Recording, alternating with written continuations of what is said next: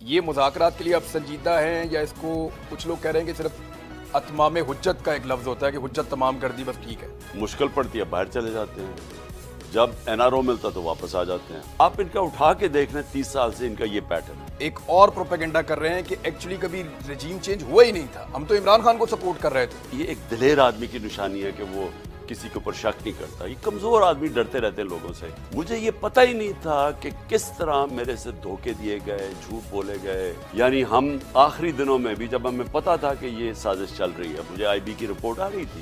قمر جاوید باجوہ صاحب نے بیٹھ کر دعویٰ کیا کہ ہم تو بالکل پولیٹکس میں ہے ہی نہیں، 1.5 سال سے کوئی کہہ رہے نہیں ہیں، کوئی کہہ رہے ہیں کہ ہم تقریباً 1 سال سے نہیں ہیں۔ جو انہوں نے تشدد کیا اعظم سواتی کے اوپر اور شہباز گل کے اوپر، دونوں ہمیں کہتے ہیں کہ ان کو اٹھا کے پولیس اٹھا کے لئی، بعد میں انہوں نے پکڑ لیا ISI نے۔ اس لیے میں امید لگا کے بیٹھا ہوا ہوں کہ یہ جو نیا سیٹ اپ آیا ہے، خدا کے واسطے اس ملک کو بچائیں۔ آپ کتنا انتظار کر سکتے ہیں؟ آپ کے دماغ میں ڈیڈ لائن کیا چل رہی ہے؟ اگر تو مارچ کے اینڈ تک آپ تیار ہیں الیکشنز کے لیے تو ہم رک جاتے ہیں۔ کل تو یہ کہتی ہے کہ اگر 66% میں الیکشن ہو رہا ہے تو جنرل الیکشن کروا دیں۔ آپ نے جنرل باجوہ کو ایکسٹینشن دے کر واقعی غلطی کی تھی؟ بہت بڑی غلطی کی تھی، اور کبھی کسی کو ایکسٹینشن نہیں ملنی چاہیے فوج میں۔ بہت سارے لوگ کہہ رہے ہیں کہ عمران خان کو فوری طور پہ دونوں اسمبلیاں تحلیل کر دینی چاہیے، مذاکرات ہوتے رہیں۔ یہ کلیئر ہے کہ انہوں نے مجھے پوری اتھارٹی دے دی ہے، جس دن میں چاہوں اسمبلی ڈیزالو ہو جائے گی۔ پاکستان 2019 میں آج سے بہتر ہو گیا تھا، تو اس وقت آپ نے ایکسٹینشن دے دی تھی، آج آپ مخالفت کر رہے ہیں۔ یہ بلیو ہی نہیں کرتے تھے، یہ کرپشن کو بری چیز سمجھتے ہی نہیں تھے۔ ادھر سے میرے خیال میں کوئی ایشورٹی بھی دی ہوگی، ایشورٹی تو خیر وہ سب کچھ دے دیتے تھے۔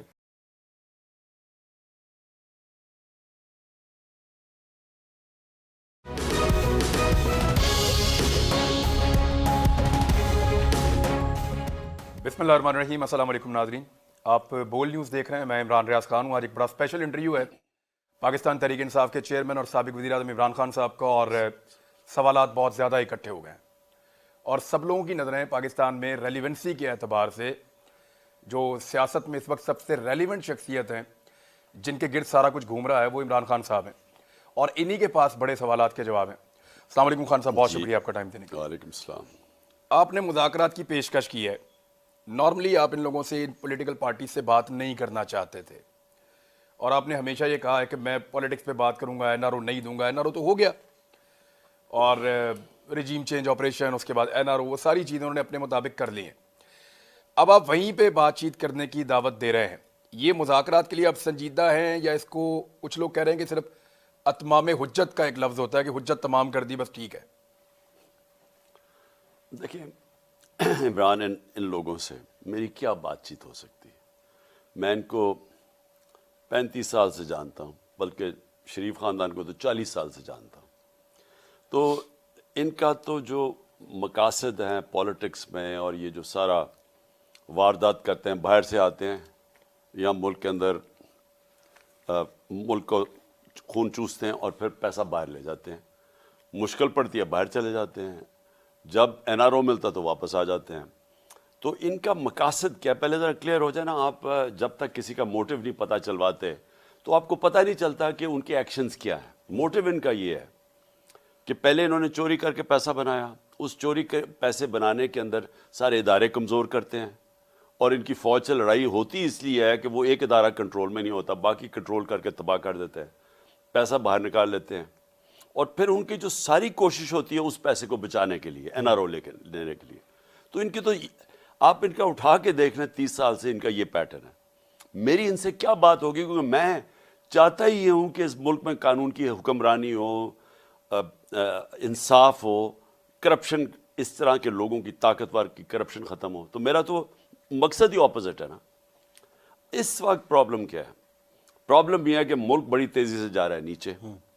آج اسحاق ڈار، باقی لوگوں کو چھوڑیں، اسحاق ڈار اور مفتاح اسماعیل کی وہ کیا آپس میں لڑ پڑے، اور لڑے کیا ہیں؟ ایک دوسرے پہ ایلیگیشن لگا رہے۔ لڑے کیا ہے؟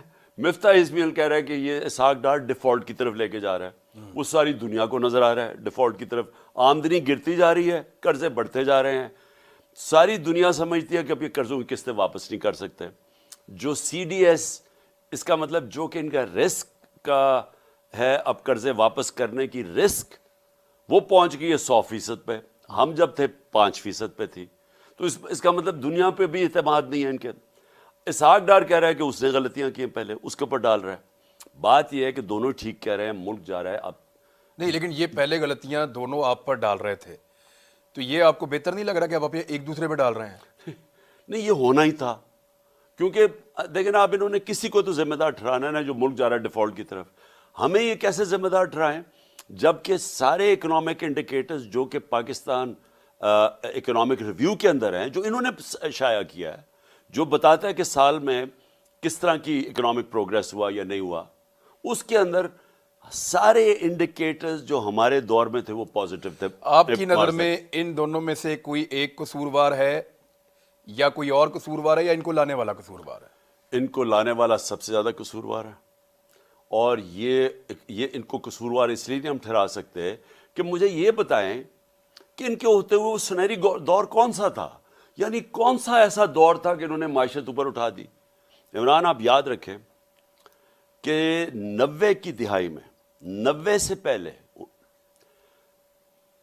ڈاکٹر عشرت حسین اپنی کتاب میں لکھتے ہیں، بڑا ان کا پاکستان کی اکانومی کے اوپر کنٹرول ہے اور جائزہ ہے، وہ کہتے ہیں کہ 90 کی دہائی تک پاکستان سارے برِ صغیر میں سب سے آگے تھا، اکنامک پروگریس ہمارا سب سے آگے تھا۔ جب سے یہ دو چور خاندان آئے ہیں، ہم ہندوستان سے پہلے پیچھے گئے، پھر بنگلہ دیش سے پیچھے چلے گئے، تو ہمارا ملک تو پیچھے کی چلا گیا جب سے یہ آئے ہیں۔ تو ان کا کون سا دور تھا جب انہوں نے آ کے ملک کو ٹھیک کیا؟ 30 سال سے دونوں حکومت کر رہے ہیں اور یہ ہمیں پتا تھا۔ ہم نے ملک کو سنبھال کے اوپر بینکرپٹ ملک چھوڑ کے گئے، 99 میں بھی ملک کو بینکرپٹ کیا، 2018 تک پھر بینکرپٹ کر کے چھوڑ کے گئے، ایکسپورٹ سٹیگنٹ کر کے چلے گئے، آمدنی کم تھی، میکسیمم ہمارے اوپر چھوڑ کے چلے گئے کرنٹ اکاؤنٹ ڈیفیسٹ، یعنی بیرونی قرضہ 20 ارب کا میکسیمم تھا، ادھر سے ہم نے اٹھایا، یہ پھر واپس نیچے لے آئے ہیں۔ تو اصل میں تو ذمہ دار وہ ہیں جنہوں نے ان چوروں کو ہمارے اوپر مسلط ہونے دیا، اصل وہ ذمہ دار ہیں، اور یہ وہ لوگ ہیں جنہوں نے وہی کیا جو یہ ہمیشہ کرنا تھا۔ انہوں نے اٹھا کے یہاں سے اپنے سارے قرضے معاف کروا لیے، چوری پہ پوری طرح لگ گئے ہیں سارے، پھر سے ملک نیچے جا رہا ہے، مقروض ہوتا جا رہا ہے، اور انہوں نے باہر بھاگنا ہے، اس کے بعد یہ ملک چھوڑ کے باہر بھاگیں گے۔ میں نے جو پیشکش کی تھی مذاکرات کی، وہ صرف یہ کہ ہم نے تو اب الیکشن کروانے ہیں اپنے 2 صوبوں میں، اسمبلیاں ڈیزالو کر۔ سر ایک سیکنڈ یہاں رک جائیں ذرا، کیونکہ آپ ایک اور جگہ پہ معاملے کو لے گئے تھے کہ ان کو لانے والے قصوروار ہیں، وہ ان کو لے کر آئے۔ نجم سیٹھی نے کہا ہے کہ جنرل باجوہ نے تحریک عدم اعتماد کا ماحول بنا کر پی ایم ایل این کو دیا، اور وہ مختلف چیزیں کہہ رہے ہیں کہ آدھی رات کو عدالتیں بھی جنرل باجوہ نے اس لیے کھولیں کہ عمران خان صاحب آرمی چیف کو سیک کر سکتے تھے، حالانکہ اس رات کو ہم وہیں پہ تھے، ہم نے ایسی چیز کوئی دیکھی نہیں، اور بھی بہت سارے صحافی تھے۔ تو خان صاحب ایکچولی جو لوگ ان کو لے کر آئے تھے، اب وہ ایک اور پروپیگنڈا کر رہے ہیں کہ ایکچولی کبھی رجیم چینج ہوا ہی نہیں تھا، ہم تو عمران خان کو سپورٹ کر رہے تھے، اور یہ بات کوئی اور نہیں کہہ رہا، آپ کا سب سے قیمتی اتحادی مونس علیٰ کہہ رہا ہے کہ ہمیں سب کو تو جنرل باجوہ کہہ رہے تھے کہ عمران خان کے ساتھ کھڑے ہو جاؤ جا کے، اور وہ تو دریاؤں کا رخ انہوں نے موڑ دیا تھا عمران خان کے لیے۔ دیکھیں عمران، نہیں واقعی جنرل باجوہ نے آپ کے لیے دریاؤں کا رخ موڑا سر؟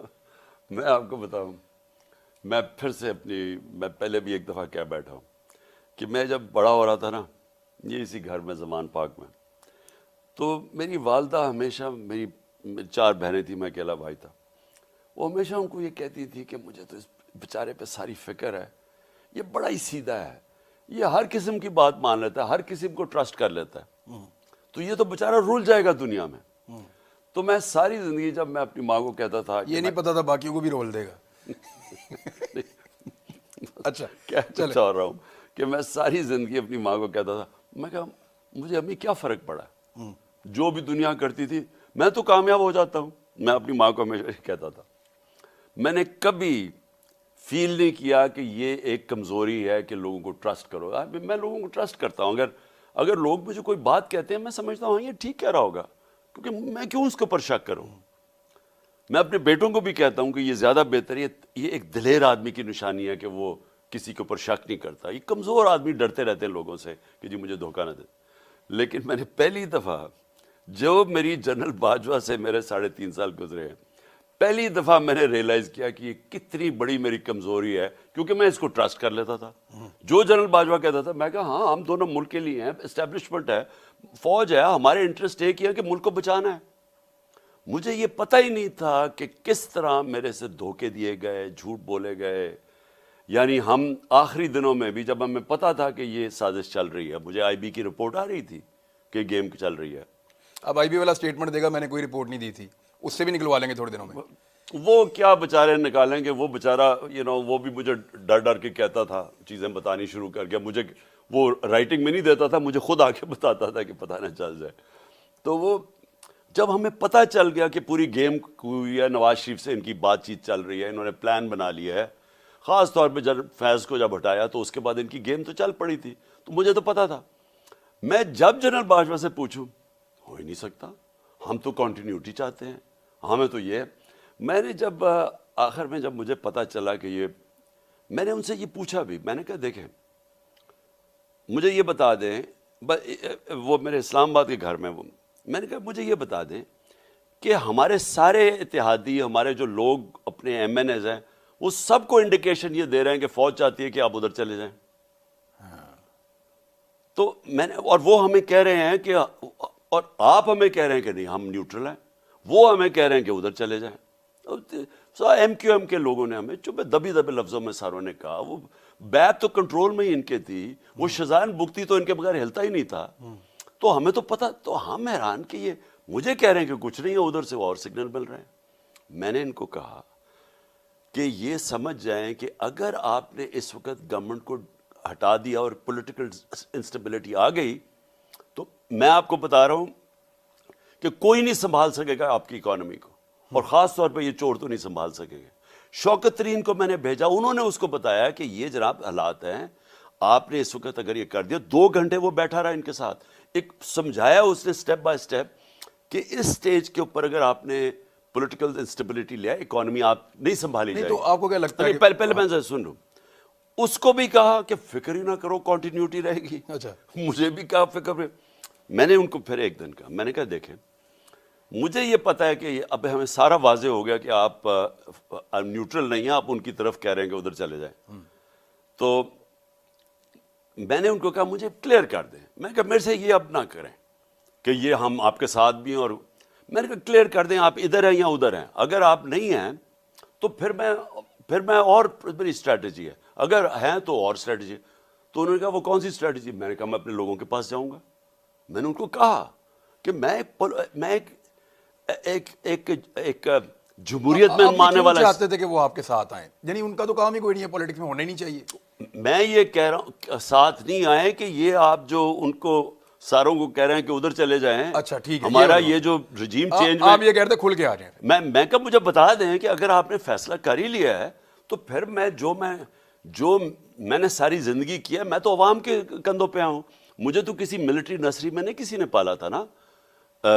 بھٹو کو ہمیں پتہ ہے کدھر تھا، وہ ڈیڈی کہتا تھا ایوب خان کو. مجھے اس کا پتہ ہے کہ یہ نواز شریف کو تو جنرل جیلانی نے پالا تھا. میں تو 22 سال اپنی محنت کر کے آؤں، نیچے سے پبلک کو لے کے آؤں. تو میں کہا میں واپس پبلک میں چلا جاؤں گا. میں نے ان کو یہ کہا فکر ہی نہ کرو، ہم تو کنٹینیوٹی چاہتے ہیں، ہم تو آپ کے ساتھ ہیں. تو جنرل باجوہ نے میڈیا کو بھی کہا کہ میں سب کو گولیاں دیتا تھا. اور بعد میں پتہ چلا کہ میں اکیلا نہیں تھا جس کو لال بتی کے پیچھے لگائے ہوئے تھے، اور بھی بڑے لگائے ہوئے تھے، اور خاص طور پہ ان کے اپنے کولیگز کو بھی.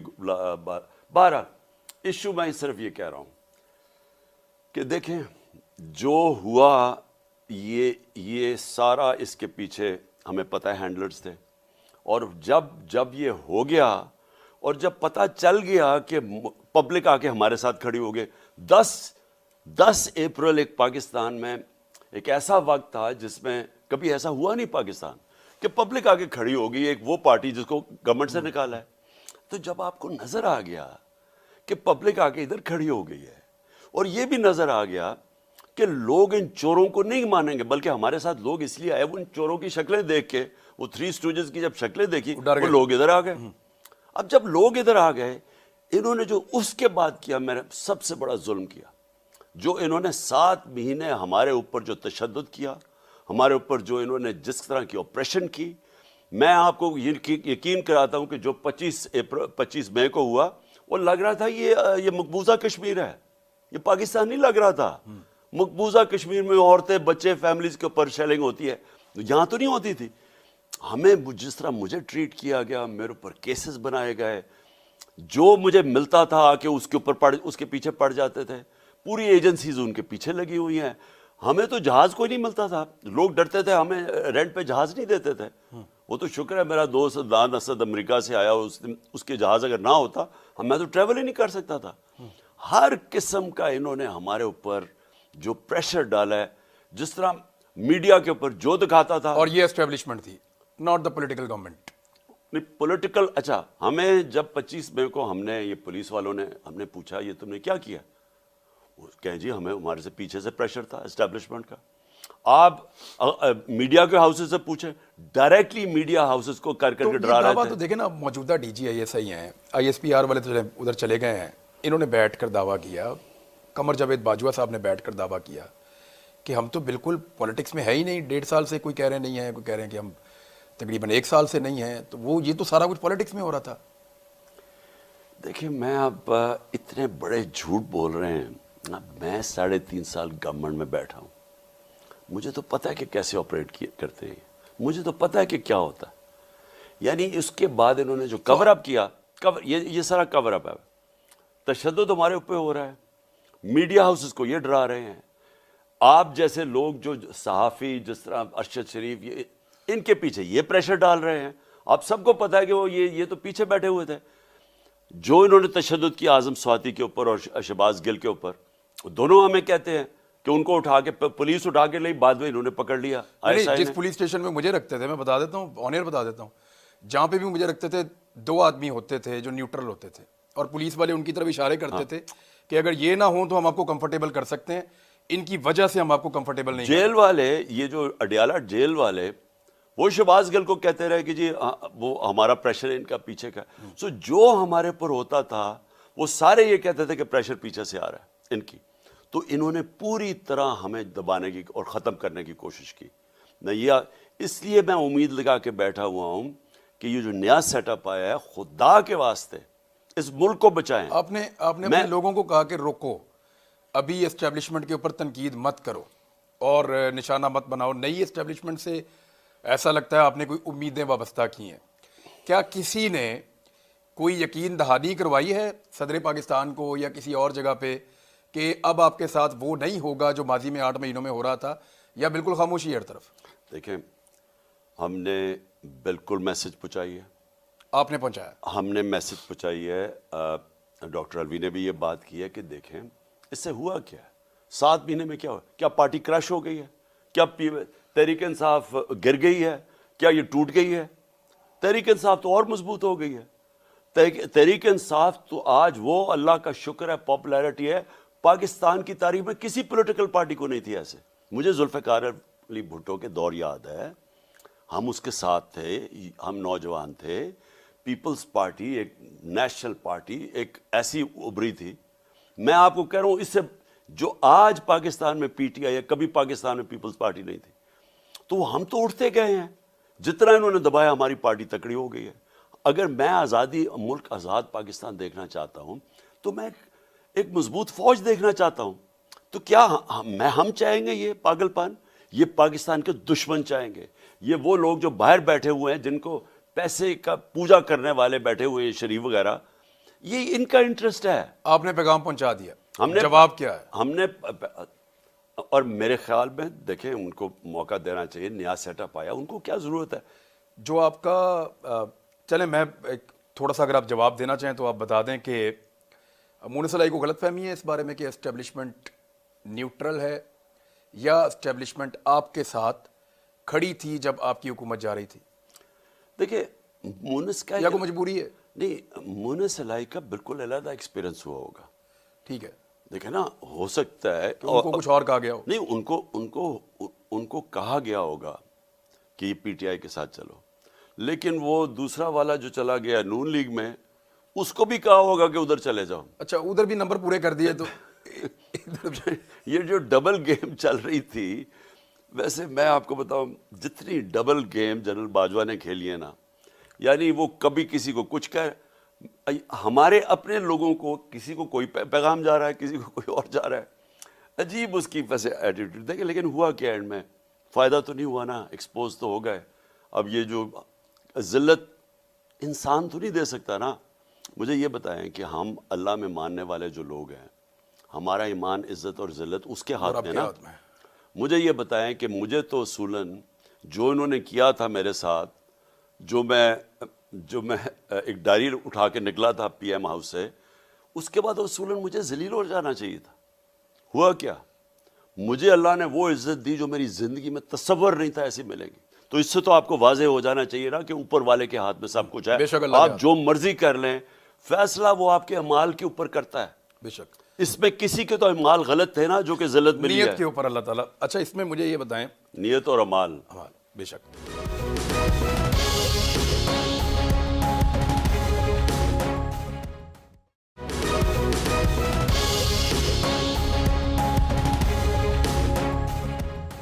مجھے یہ بتائیں خان صاحب کہ کتنا انتظار کریں گے جواب کا. یعنی اسٹیبلشمنٹ کا تو چلے جواب نہیں آیا, ان کا جواب ان کا رد عمل ہی ہوگا. اگر وہ ویسے ہی کریں گے جو پہلے باجوہ صاحب کر رہے تھے تو آپ کو وہ بھی پتہ چل جائے گا یہی جواب ہوگا, اور اگر نہیں کریں گے تو یہ بھی جواب ہوگا مثبت. لیکن جن کو آپ نے مذاکرات کے لیے کہا اور آپ نے دعوت دی, یہ پولیٹیکل لوگ ہیں اور وہ ایک اتحاد کے اندر ہے. پی ڈی ایم کے اندر بھی جماعتیں ہیں, پی ڈی ایم کے باہر بھی جماعتیں ہیں. انہوں نے آپس میں مل کر فیصلہ کرنا ہے کہ عمران خان سے بات چیت کرنی ہے, پورے پاکستان میں کب انتخابات کروانے ہیں. یہ ایک لمبی چوڑی ڈیبیٹ ہوگی. آپ کی طرف سے آپ کی پارٹی کے لوگ جائیں گے, ان کی طرف سے ان کے لوگ آئیں گے. آپ کتنا انتظار کر سکتے ہیں؟ آپ کے دماغ میں ڈیڈ لائن کیا چل رہی ہے؟ دیکھیں, کوئی لمبے مذاکرات نہیں ہیں. سمپل یہ ہے کہ ہم جا رہے ہیں 66% پاکستان میں الیکشن کروانے کے لیے. کیا آپ چاہتے ہیں کہ سارا ملک سٹینڈ سٹل پہ آ جائے؟ کیونکہ جب 66% پاکستان میں الیکشن ہوگا, اور خاص طور پہ پنجاب میں, تو ملک تو ساری یہ فیڈرل گورنمنٹ کیا کرے گی؟ وہ تو سارے الیکشن پہ لگ جائیں گے. ملک تو سٹینڈ سٹل پہ, اور آگے معاشی حالات ایسے نہیں ہیں. تو کیا یہ چاہتے ہیں کہ 66% ملک میں الیکشن ہو جائے اور اس کے بعد جنرل الیکشن ہو؟ اور کیا یہ عقل تو یہ کہتی ہے کہ اگر 66% میں الیکشن ہو رہا ہے تو جنرل الیکشن کروا دیں؟ یہ سمپل یہ ہے, اس میں کوئی لمبی بات نہیں ہے. اگر تو یہ چاہتے ہیں تو ہم ان کے لیے نیگوشیٹ کر سکتے ہیں کہ ہاں کس ڈیٹ پہ الیکشن ہو سکتا ہے. نہیں, وہ اگر کہتے ہیں آپ کو کہ بجٹ کے بعد الیکشن کروا لیتے ہیں, نہیں, تو سوال ہی نہیں پیدا ہوتا نا. الیکشن تو ہونا ہے. کیا آپ کے اپنے لوگوں نے آپ کو نہیں کہا کہ بجٹ تک جانے دیں ذرا کے پی اور پنجاب میں؟ نہیں, وہ لوگ کہ یہ کہتے ہیں کہ یہ ملک کی تباہی پہ لے گئے ہیں ملک کا. بلکہ مجھے تو سردیوں میں خوف آ رہا ہے کہ یہاں گیس کا کیا ہوگا, یہاں قیمتیں کدھر جا رہی ہیں, گیس اور گندم کا بحران. اور اوپر سے اگر آئی ایم ایف کے ساتھ ان کا مسئلہ نہ چلا گیا تو مجھے تو روپے کی فکر پڑ گئی اب, کیونکہ پیسے تو ہمارے ریزروز تو بالکل گر گئے ہیں. تو مجھے تو وہ ڈر, اور پھر زراعت کا علیحدہ مجھے خوف آ رہا ہے. میں صرف یہ کہہ رہا ہوں کہ ہم نے آؤٹ سائڈ ہم کدھر تک دیکھنا چاہتے ہیں؟ مارچ. اگر تو مارچ کے اینڈ تک آپ تیار ہیں الیکشنز کے لیے تو ہم رک جاتے ہیں. نہیں تو ہم نے فوری طور پہ اسمبلی ڈیزالو کر کے پنجاب اور کے پی میں الیکشن کروا دیں. رمضان ہے 20 مارچ سے, تو آپ رمضان المبارک سے پہلے چاہ رہے ہیں کہ الیکشن ہو؟ بہتر تو وہ, حالانکہ رمضان میں بھی الیکشن ہو جاتے ہیں, لیکن ہم مارچ سے آگے نہیں جانے لگے. اگر انہوں نے نام مارچ میں الیکشن چاہتے ہیں تو یہ جو مہینہ شروع ہو گیا اس میں اسمبلی ڈیزالو کرنی پڑیں گی. میں یہی تو کہہ رہا ہوں کہ اگر انہوں نے اس پہ نہ مانے تو ہم نے اس مہینے الیکشن کروا دینے ہیں اپنے. آپ نے اسمبلیاں تحلیل کر دینی ہیں؟ ہم نے کر دینی ہے. اس کی ڈیڈ لائن کیا ہے؟ ان کو کتنا ٹائم ہے؟ 2 ہفتے ہیں, 3 ہفتے ہیں, ان کے بعد کتنا ٹائم ہے بات کرنے دیکھو اس میں کتنی دیر لگنی ہے ان کو فیصلہ کرنے میں, کتنی دیر لگنی ہے؟ یا یہ ہاں کریں گے یا نہ کریں گے. ہم اس کے لیے اکارڈنگلی ہمارا تو فیصلہ ہو گیا. دیکھیں ان کے پاس کچھ, ویسے میڈیا بڑے فخر سے بتاتا ہے, مجھے اس پہ شرمندگی ہوتی ہے کہ زرداری صاحب جادو چلا دیں گے. ایکچولی وہ ایک خرید و فروخت ہے اور ایک غیر اخلاقی کام ہے جو وہ کرنے آتے ہیں. لیکن اب ان کے بارے میں یہ کلیم کیا جا رہا ہے کہ زرداری صاحب آئیں گے, جادو چلائیں گے, بندے توڑیں گے, آپ کے لوگ استعفے دیں گے, آپ کی سٹرینتھ کم ہوگی, اور بے بھی وہ پرویز الہی صاحب وغیرہ کو بھی قابو کریں گے. تو اس سچویشن میں آپ کے ہاتھ سے گیم نکل گئی تو, کیونکہ بہت سارے لوگ کہہ رہے ہیں کہ عمران خان کو فوری طور پہ دونوں اسمبلیاں تحلیل کر دینی چاہیے, مذاکرات ہوتے رہیں گے. ہم کر سکتے ہیں, لیکن دیکھیں ان کے ہاتھ میں اب گیم ہی نہیں ہے. پرویز الہی بالکل ہمارے ساتھ کھڑے ہیں, اور ہماری ان سے بڑی طویل ڈسکشن ہو چکی ہے. انہوں نے آپ کو مشورہ دیا کہ چلے جائیں ابھی بجٹ تک چلے جائیں؟ انہوں نے کہا آپ کو؟ انہوں نے مجھے پوری اتھارٹی دی ہے جب میں لیکن مشورہ بھی دیا ہے؟ نہیں وہ ہم خیر وہ تو ساری ڈسکشن تو آپس میں بھی چلتی ہے نا. وہ تو میں اپنے ایم پیز کو بھی بلا رہا ہوں ڈسکشنز کے لیے اگلے 3-4 دن. لیکن یہ کلیئر ہے کہ انہوں نے مجھے پوری اتھارٹی دے دی ہے. جس دن میں چاہوں اسمبلی ڈیزالو ہو جائے گی.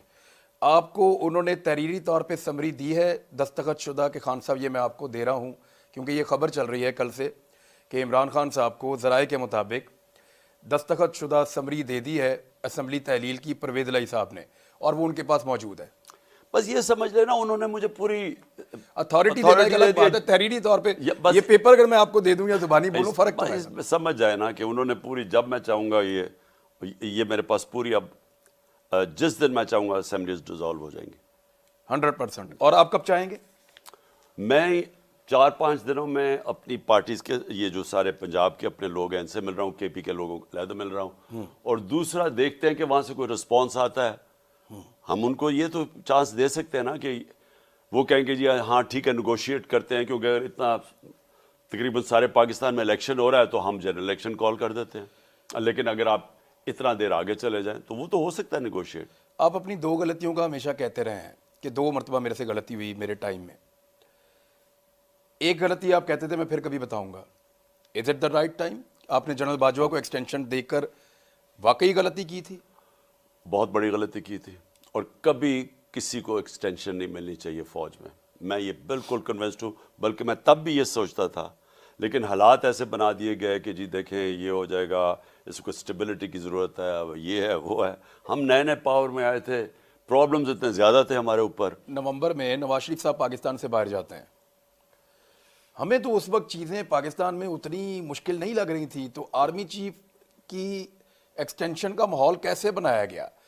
یعنی وہ تو بہت نارمل حالات تھے. اگر آج کے مقابلے میں آپ دیکھیں تو آج معیشت بیڑا غرق ہو گئی ہے، پاکستان کے اندر ایک کیوس ہے، پاکستان کی صورتحال پاکستان 2019 میں آج سے بہتر ہو گیا تھا. تو اس وقت آپ نے ایکسٹینشن دے دی تھی، آج آپ مخالفت کر رہے ہیں. اس وقت آپ کے لیے کس طرح کی گارنٹیز دی گئی تھی کہ آپ دے دیں ایکسٹینشن ٹھیک ہو جائے گا؟ دیکھیں کوئی گارنٹیز نہیں تھی. میں نے کوئی گارنٹیز نہ مانگی نہ دی.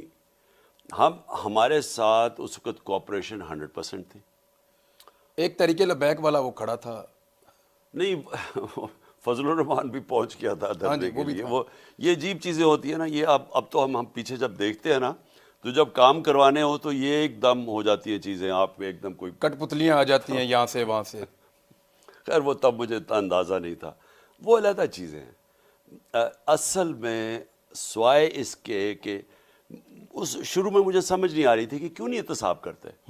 میں ان کو کہتا تھا، میں نے کہا میری تو پارٹی، میرا تو 22 سال سے ہمارا یہ ہے کہ جب تک اس ملک میں آپ احتساب نہیں کریں گے، طاقتور کا، کمزوروں کا نہیں، طاقتور کا رول آف لا قائم نہیں ہوگا. کوئی ملک آگے نہیں بڑھ سکتا جس کے اندر انصاف نہ ہو. جو رول آف لا ہے نا جی، کیونکہ میں نے تو باہر کے سسٹمز دیکھے ہوئے ہیں نا، تو آپ اگر آج یہ ملک ترقی کر گئے ہیں، خوشحال ہیں، برطانیہ ہے، یہ یورپ ہے، ان سب میں رول آف لا ہے. کوئی طاقتور قانون سے اوپر نہیں، کوئی قبضہ گروپ نہیں، کوئی تھانے کچہری کی پولیٹکس نہیں، کوئی پلاٹس کے اوپر قبضے نہیں ہو جاتے. لوگوں کو انصاف ملتا ہے، وہ پھر آزاد ہو جاتے ہیں، ان کے حقوق ہیں، وہ آگے نکل جاتے ہیں. میں ان کو یہ سمجھا رہا تھا کہ جب تک آپ ان کو نہیں نیچے لے کے آتے اور یہ اس طرح دندناتے پھریں گے، یہ ملک کو آگے نہیں چلنے دیں گے. میں ان کو سمجھاتا گیا. وہ کہیں آپ فکر نہ کریں، ہم یہ، اور وہ ان سے ڈیلز کرتے رہیں. وہ کبھی کسی کو 2 ہفتے اندر کوئی جیل میں گزار کے وہ پھر باہر آ جائے، گالیاں مجھے نکالے. کنٹرول میرے میں نہیں تھی، نیب تو میرے کنٹرول میں نہیں تھے، وہ تو ان کے کنٹرول میں تھی. یہ مین ڈفرنس تھا.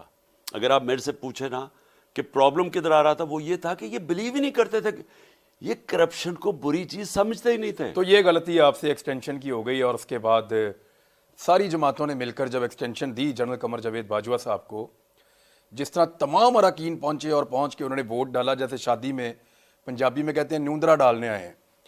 تو جس طرح شادی میں لوگ پیسے دینے آتے ہیں نا بڑے آدمی کی شادی میں اپنا منہ دکھانے کے لیے کہ دیکھو میں بھی آیا اور میں نے پیسے دیے، اس طرح جنرل باجوہ کی ایکسٹینشن میں سب نے ووٹ ڈالا. اس وقت آپ کو حیرت نہیں ہوئی کہ باجوہ صاحب نے یہ سارے کیسے اکٹھے کر لیے؟ اس کے بعد تب سے مجھے فیلنگ ہوئی کہ انہوں نے بات چیت شروع کر دی تھی نون لیگ سے. اصل میں ان کی تب بات چیت شروع ہو گئی تھی، جیسے وہ آئے جوک در جوک ووٹ ڈالنے. اور نہیں، انہوں نے ان کو ادھر سے میرے خیال میں کوئی ایشورٹی بھی دی ہوگی. ایشورٹی تو خیر وہ سب کو دے دیتے تھے, لال بتی کے پیچھے تو سب لگ جاتے تھے, لیکن میرے خیال میں ادھر سے انہوں نے بات چیت ان سے شروع کی, جو آخر میں پھر جب یہ جنرل فیض کو ہٹایا گیا تب کلیئر ہو گیا کہ انہوں نے ان سے پھر فیصلہ کر لیا تھا مجھے ہٹانے کا. اعظم سواتی کے ساتھ جو ہو رہا ہے, اعظم سواتی پورے ادارے کے لیے ایک چیلنج بن گئے ہیں. مصیبت یہ ہے کہ ان کی عمر 75 سال ہے اور وہ کھڑے ہو کر ہر جگہ کے اوپر وہ نام لے کر کہتے ہیں کہ فلاں بندہ فلاں بندہ فلاں بندہ, اور اس ادارے سے وہ بندہ ہے, انہوں نے مجھے ننگا کیا اور انہوں نے ویڈیو بنا کے بھیجی ہے اور یہ دھمکاتے رہیں. اب اس طرح کے آدمی سے کیسے اسٹیبلشمنٹ اپنی جان چھڑوا سکتی ہے؟ حالانکہ پہلے والے جو ہیں وہ چلے گئے ہیں. یہ چیلنج نئے والوں کے لیے بھی ہے. خان صاحب, اس کا کوئی سلوشن ہے آپ کے پاس؟ دیکھیں پہلے یعنی اب وہ پھر گرفتار ہو گئے, ان کو پہنچا دیا ادھر, اور وہاں ٹھنڈ ہے کوئٹہ میں, وہ بیمار ہو گئے ہیں آج بہت زیادہ. مجھے پتا کہ کتنا برا ریاکشن آیا. پہلے اس کو گندا ننگا کر کے مارنا, ایک 75 سال پوتا پوتی کے سامنے مارنا پہلے, پھر ننگا کر کے جا کے, اور وہ کہتا ہے یہ ISI کے لوگ لے کے گئے تھے. اس کے بعد جو ویڈیو, جو ہسبینڈ وائف کی ویڈیو جو فیملی کو دی گئی نا, ایک تو مارنے پہ لوگوں, لیکن ویڈیو کا سارے پاکستان کے گھروں میں, ہماری کنزرویٹو قوم ہے, سب ایک اتنا برا اس کا ریاکشن آیا. تو میں سوچتا ہوں کہ جب نئے سیٹ اپ آیا ہے تو اپنے آپ کو ڈسٹنس کریں اس چیز سے جس سے ایک سارے ادارے کو نقصان پہنچ رہا تھا. تو مجھے تو بڑا افسوس ہوا ہے کہ جو اعظم سواتی سے ہو رہا ہے, اور ابھی تک کوئی نظر نہیں آ رہا کہ انہوں نے پالیسی چینج کی. اب سلوشن کیا ہے اس کا؟ دیکھیں, آپ کو حیرت نہیں ہوتی کہ عدالت اس کا نوٹس نہیں لے رہی؟ ایک 75 سال کا آدمی جو اپر ہاؤس کا ممبر ہے, پوری دنیا کے اندر یہ 104 لوگ پاکستان کی نمائندگی کرتے ہیں, اور یہ 104 لوگ پاکستان کے بہترین لوگ قرار دیے گئے ہیں آئین پاکستان کے مطابق. تو یہ بیسٹ لوگ ہیں جو اپر ہاؤس میں چلے گئے ہیں. اب یہ پاکستان کے ایک ایسے آدمی کے ساتھ 75 سال کی عمر میں جو ہو رہا ہے, عدالتی نوٹس نہ ہونے پر آپ کو حیرت نہیں ہوتی؟ بہت. میں بالکل عمران آپ سے کہوں گا کہ مجھے تو, میں ایک طرف اپنے قوم کو چاہتا ہوں کہ ہماری جوڈیشری کی عزت کریں, کیونکہ بہت ضروری ہے کہ اصل میں تو جو میرا ساری تحریک تھی انصاف کی 26 سال پہلے, اس کا مقصد ہی رول آف لا ہے. رول آف لا امپلیمنٹ کرتا ہے آپ کی جوڈیشری. اب جب جوڈیشری یہ تماشا دیکھ رہی ہے, ظلم ہو رہا ہے اور بار بار لوگ اس کی طرف دیکھ رہے ہیں, میں تو حیرت ہے کہ وہ ایکٹ ہی نہیں کر رہا ہے اس کے اوپر. دیکھیں سو موٹو ایکشن لے لیا, 12 بجے عدالتیں کھلوا لی, وہ اس کے اوپر الیکشن لے لیا وہ اسپیکر کی رولنگ پہ, اور یہ اتنا بڑا ایک انٹرنیشنل ایشو بنتا جا رہا ہے. ساری دنیا میں اس کی خبریں گئی ہیں کہ سینیٹر سے یہ ہو رہا ہے, اور اگر سینیٹر سے یہ ہو سکتا ہے تو باقی تو کوئی بھی سیف نہیں ہے. ارشد شریف کے لیے ہم نے درخواست کی لوگوں سے, اور لوگ لاکھوں کی تعداد میں خطوط لکھ رہے ہیں, اور سپریم کورٹ کو روز کہہ رہے ہیں کہ ایک انڈیپینڈنٹ جوڈیشل کمیشن بنا کے اس کی انکوائری کریں. اور اسپیشلی جو مدعی تھے, چاہے وہ اعظم سواتی کے ہیں چاہے ارشد شریف کے ہیں, 22 مدعی تو میرے ہیں, ان میں سے کوئی بھی سامنا کرنے کو تیار نہیں ہے کہ ہم نے ان کے اوپر غداری اور بغاوت کے مقدمے درج کروائے ہوئے ہیں. ان میں سے کوئی منشیات فروش ہے, ان میں سے کوئی جو ہے وہ جوئے کے اڈے ہیں کسی کے, ان میں سے کوئی جو ہے وہ اسمگلر ہے. اس طرح کے لوگوں سے پرچے کروائے ہوئے ہیں, وہ اب سامنے نہیں آ سکتے. خان صاحب, ارشد شریف صاحب کے لیے آپ سے گزارش ہے کہ ایک خط آپ بھی لکھ دیں, کیونکہ میں جس کو مل رہا ہوں ہم سب کو کہہ رہے ہیں, ایک چھوٹا سا 2 لائن کا خط, 4 لائن کا آپ بھی لکھ دیں چیف جسٹس کو. تو کیا آپ لکھیں گے اور آپ اس کو کیا سمجھتے ہیں؟ دیکھو ہم نے تو اپروچ کیا ہوا ہے چیف جسٹس کو 3 چیزوں کے اوپر, اعظم سواتی, ارشد شریف اور میں جو کہ ایکس پرائم منسٹر ہوں. میرے اوپر یہ گولیاں ماری گئیں, 3 گولیاں لگی مجھے, اور میں اپنی FIR ہی نہیں کٹوا سکا, اپنی گورنمنٹ کے ہوتے ہوئے پنجاب میں, اپنی پولیس کے ہوتے ہوئے, میں جو میرا رائٹ ہے. دیکھیں FIR لوگوں کو سمجھ نہیں آتی. FIR کا مطلب ہوتا ہے جو افیکٹڈ پارٹی ہے اس کا یہ حق ہے کہ میں پہلی فرسٹ انفارمیشن رپورٹ میں بتاؤں کہ کون لوگ ذمہ دار ہیں. میں 2 مہینے سے میں کہتا آ رہا ہوں کہ میرے اوپر یہ واردات ہونے لگی ہے, کیونکہ مجھے تو انفارمیشن تھی ساری اس کی. میں ایسے تو نہیں بولا, مجھے تو پتہ چلتا جا رہا تھا. میں اس کو تو نام لے نہیں سکتا تھا, ہر چیز رجسٹرڈ تھی, لیکن مجھے پتا تھا کہ کیا کرتے جائے, کس نے ویڈیو بنائی, اس کے اوپر یہ کوئی وقار ستی ان کا چمچہ ہے, یہ اسٹیبلشمنٹ کا, ان کا ISI کا, اس نے کیسے اس کو اٹھایا, پھر اس کو PTV کے اوپر 4 دن چلایا, پھر یہ مریم نے اور جاوید لطیف نے پریس کانفرنس کی. ہمیں تو سارا پتہ ہے کہ انہوں نے بلڈ اپ کیسے کیا کہ یہ جنونی انتہا پسند, اور اس کے الفاظ ایگزیکٹلی وہی ہیں, اور اچھا گمراہ کرنے والے لفظ وہ وہاں پہ ٹیلی ویژن پہ بھی ہر ٹویٹ کے اندر بھی, اور وہ جو مارنے والا اس نے بھی وہی الفاظ استعمال اور کیے. اس مارنے والے نے پہلی چیز کی کہ میں اکیلا ہوں. جے آئی ٹی کی رپورٹ ہے کہ کم از کم 2 تو ڈیفینیٹ شوٹر تھے, تیسرا شوٹر کی بھی وہ بات کریں, 3 لوگ تھے جنہوں نے یہ کر رہا تھا. تو وہ اس نے اکیلا کیوں کہا؟ کیونکہ وہ طوطے کو پڑھایا گیا تھا. اور پڑھایا کس نے گیا تھا؟ یہ ڈرٹی ہیری نے پڑھایا تھا اس کو, اور اس کے ساتھ ملے ہوئے تھے یہ سارے جنہوں نے پورا ان کی رانا ثناء اللہ قاتل اور یہ شہباز شریف, یہ ایکسٹرا جوڈیشل کلنگ اور مارشل لاء کا قاتل, انہوں نے مل کے پلان کیا تھا. اور میں اپنی ایف آئی آر نہیں ریکارڈ کروا سکا. آپ جو تسنیم حیدر کہہ رہا ہے برطانیہ میں, وہ اپنے آپ کو خطرے میں ڈال رہا ہے ہلاکت میں. وہ کہہ رہے جی نواز شریف نے شوٹرز کی اویلیبلٹی کے اوپر بات کی تھی میری موجودگی میں, اور مجھے کہا گیا تھا, جس کا بعد میں نے انکار کیا تھا. تو وہ آپ اس کو اہمیت دیتے ہیں یا اس کو بائی کرتے ہیں؟ دیکھیں مجھے موٹیو کس کا ہے, کون چاہتا تھا کہ عمران خان مر جائے؟ وہ چاہتے تھے لوگ جن کو خطرہ تھا کہ اب الیکشن میں اس کا مقابلہ نہیں کر سکتے, اور اگر الیکشن میں مقابلہ نہیں کر سکتے تو اچھا ڈسکوالیفیکیشن, توشہ خانہ, فنڈنگ کیس, وہ سارے بیچارے بیٹھ گئے ہیں. وہ ان کو پتا کہ وہ کیس ہے ہی نہیں, عدالت میں باہر چلے جائیں گے, وہ کیس ہی نہیں ہے. تو کدھر اینڈ میں پبلک بڑھتی جا رہی ہے. انہوں نے سمجھا کہ پبلک اب کم ہوگی. وہ پہلے ایک الیکشن ہوا, اس میں جب انہوں نے جب دوسرا الیکشن نیشنل اسمبلی کا, انہوں نے 13 پارٹیز نے مل کے ایک عمران خان کے خلاف لڑا, اور حلقے وہ چنے انہوں نے جو کہ سب سے کمزور حلقے تھے, اور ان کی پی ڈی ایم کی دگنی ووٹ تھی ہمارے سے. جب ادھر ہارے نا, یہ ان کا پلان بن گیا تھا مارنے کا, اور مجھے پتا تھا. اب بات یہ ہے کہ ان لوگ موٹیویشن سب سے بڑی نواز شریف, سب سے زیادہ جس کو خطرہ ہے نا کہ میں نے محنت سے 30 سال میں اربوں ڈالر کمایا ہوا ہے, وہ اربوں ڈالر اس کو نظر آ رہا ہے خطرے میں کہ اگر عمران خان پاور میں آ جاتا ہے.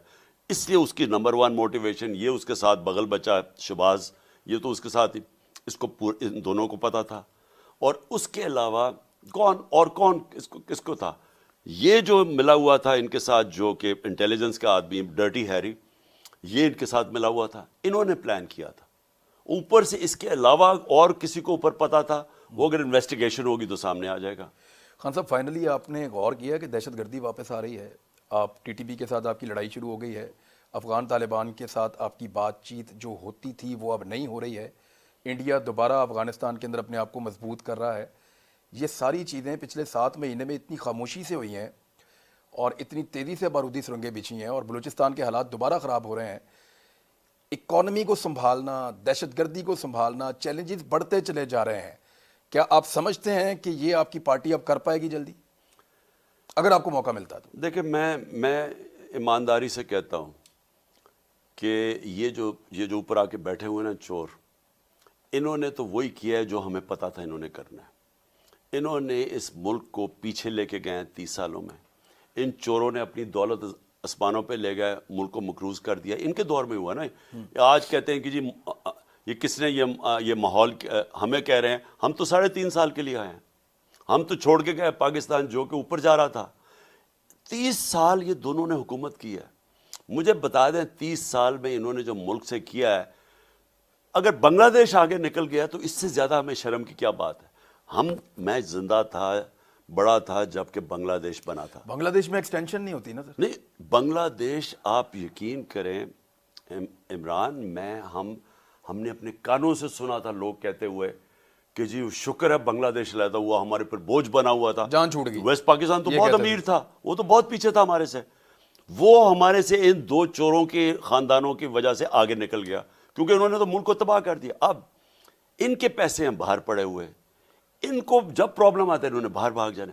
ان کا پاکستان کا اور انٹرسٹ, میں نے جب پہلے دن میں جب خطاب کیا تھا پاور میں آیا, میں نے کہا پاکستان کا انٹرسٹ علیحدہ ہے, ان کا علیحدہ ہے. یہ جب پاکستان میں آئیں گے یہ پاکستان کو نقصان پہنچائیں گے, پاکستان کی سیکیورٹی کو نقصان پہنچائیں گے, کیونکہ اگر اکانومی ہماری بیٹھ گئی, ہم ڈیفالٹ خدا نہ خواستہ کر گئے, تو سب سے بڑا مسئلہ آئے گا پاکستان کی سیکیورٹی کا. اور سیکنڈلی یہ جو لوگ آئے ہوئے ہیں, یہ جو اوپر مسلط ہے, ان کو نہیں پتا کہ ایک دم یہاں دہشت گردی بڑھ گئی ہے, کے پی کے اندر یہ جو بڑھتا جا رہی ہے دہشت, کیا ان کو نہیں پتا تھا؟ ان کا انٹرسٹ ہی نہیں ہے. کیا ان کو نہیں پتا اکانومی بیٹھ رہی ہے؟ ان کا انٹرسٹ ہی نہیں ہے. اپنے قرضے معاف, اپنے چوری معاف کروانا, 1100 अरब माफ़ करवाना, एक एक का केस बंद होते जा रहे हैं, अरबों रुपए के इनके केसेस हर रोज़, वो जो इन्होंने नैब में चेंज किए कानून वो बंद होते जा रहे हैं। तो इनका कहाँ इंटरेस्ट है पाकिस्तान का? कब ये पाकिस्तान में खड़े हुए हैं? जब मौका मिलता है ये बाहर भाग जाता है, नवाज शरीफ और जरदारी। जरदारी साहब ने कहा है कि इमरान खान साहब अगला इलेक्शन जब होगा तब तक ना सिर्फ नैब की वजह से जेल में होंगे बल्कि नाअहल हो चुके होंगे। देखिए ना, ये भी अलमिया है, ये क़यामत की निशानी है कि आसिफ जरदारी कह रहा है कि नैब के ज़रिए कोई जेल होगा।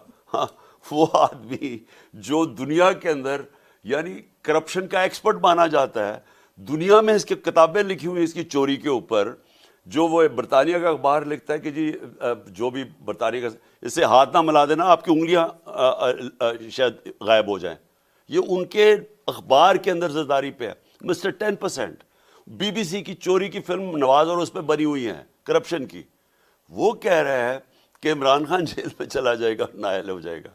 ये इनकी ख्वाहिशें है ना, क्योंकि और इसको जरदारी को पता है कि मैं इंशाल्लाह आपको आज राइटिंग में दूंगा कि मैं सिंध में जाऊंगा और मैं इसको शिकस्त दूंगा। इंशाल्लाह मैं आपको चैलेंज, सिंध के लोगों को आज़ाद करवाऊंगा जरदारी से इंशाल्लाह। अगर दो हिस्सों में इलेक्शन होते हैं, KP में और पंजाब में अलग हो जाते हैं और फिर सिंध के अलग होते हैं, फिर तो आप सारे सिंध में घुस जाएंगे। मैं तो अल्लाह से दुआ कर रहा हूँ कि ये हमने इनको जो मौका दिए है, अगर इन्होंने ना लिया तो मैं तो दुआ कर रहा हूँ कि अल्लाह मुझे ज़रा सिंध में एक दफ़ा मौका दे दे फिरने का, क्योंकि अब तक हम फंसे रहे ना, मुझे पूरी तरह कैंपेन करने का टाइम नहीं मिला। बहुत शुक्रिया इमरान खान साहब, थैंक यू वेरी मच। नाज़रीन, आप सुन रहे थे पाकिस्तान तहरीक इंसाफ के चेयरमैन इमरान खान साहब को।